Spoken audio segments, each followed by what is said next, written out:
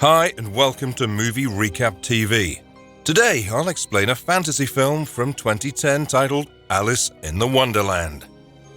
Spoilers ahead, watch out, and take care. Alice Kingsley is the daughter of Charles Kingsley, a wealthy man who planned to find profitable shipping routes through the world in the 19th century. When she tells him of her adventures in Wonderland, later to be revealed as Underland, he declares her mad, but that all the best people are. However, many years afterward, Charles has passed away and Alice misses his playful attitude. Now feeling trapped in a world of proper etiquette for one such as herself, Alice is taken to a garden party where it's hoped that she will accept a marriage proposal from Hamish, the son of one of her father's business partners. However, Alice soon grows distracted, seeing a rabbit with a waistcoat nearby, and rushes after the strange creature. Following it, she finds her way to the trunk of an old tree some ways off and falls down a hole. The hole leads her to a strange room, of which she finds a key, as well as a drink that makes her smaller and a cake that increases her size. After getting the key and shrinking down to use a small door, she soon finds herself in an enormous garden area. Soon after, she comes across the white rabbit as well as the dormouse, a dodo bird, and the Tweedles. The white rabbit explains that for sure he has found the right Alice this time, while the dormouse believes he's mistaken. Alice explains that her name is Alice, but feels they're looking for another Alice. They take her to Absalom the caterpillar, who consults a scroll which contains details regarding the history of Wonderland from its birth onward. The scroll claims that on the Frabjous day, Alice will return to slay the Jabberwocky. Alice sees this and she's adamant that she's not the person in the scroll when a commotion breaks out and the Knave of Hearts appears, along with some red-carded soldiers and a creature called a Bandersnatch.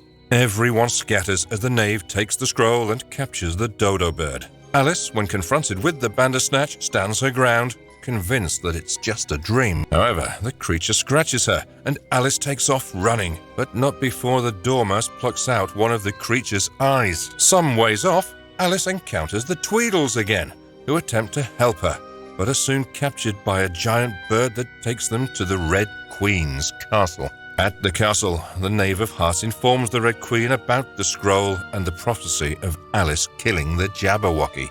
The Red Queen orders Alice to be found, and the Knave utilizes a bloodhound named Bayard to track her down, promising freedom for Bayard's wife and pups. This is, however, a lie, meant as a way to get the dog to help the Red Queen.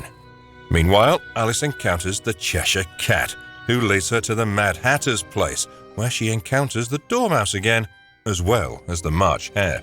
The Mad Hatter is pleased to see Alice and is in rapture over the coming Frabjous day in which she will slay the Jabberwocky. Alice again insists she's not that Alice when the Knave of Hearts and Bayard close in. The Hatter stuffs Alice into a teapot to hide her from the Knave. In secret, the Dormouse scolds the dog for bringing the Knave there, but Bayard explains why he came. He then attempts to lead the Knave off in a different direction. After they have left, the Hatter walks Alice through the nearby woods, where they come across the burned ruins of a small village. The Hatter then explains to Alice about how in the time she was gone, the Red Queen has taken over Wonderland, banishing the White Queen to her own domain and taking her vorpal sword. As they talk, the Knave again approaches and the Hatter places Alice on his hat and flings it across a river, giving himself up to the Knave, who takes him to the Red Queen. Later on, Bayard finds the hat and Alice. Alice manages to convince Bayard to take her to the Red Queen's castle to rescue the Hatter. Along with the hat, they find their way there, where Alice encounters the White Rabbit assisting with a game of croquet with the Red Queen. Alice requests to be made larger as she is still the size of a gerbil, and the rabbit gives her a cake. However, she eats too much and ends up almost 10 feet tall, disrupting the croquet game. The Queen does not recognize Alice, who says she is from Umbridge and wishes to help the Queen.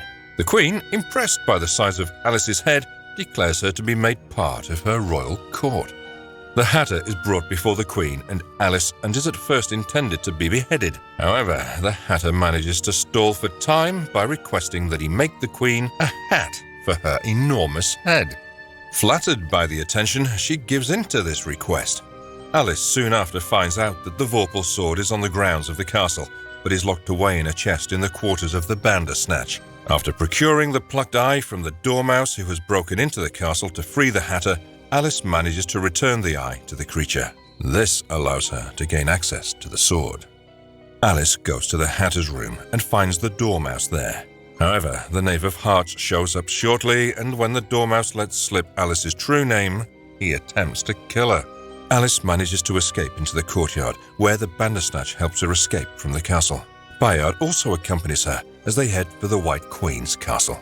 The Red Queen then orders that the Hatter and the Dormouse be executed the next day. However, the Cheshire Cat uses his trickery to take on the guise of the Hatter and allows the Hatter, Dormouse, the White Rabbit, the Tweedles, and Bayard's family to escape.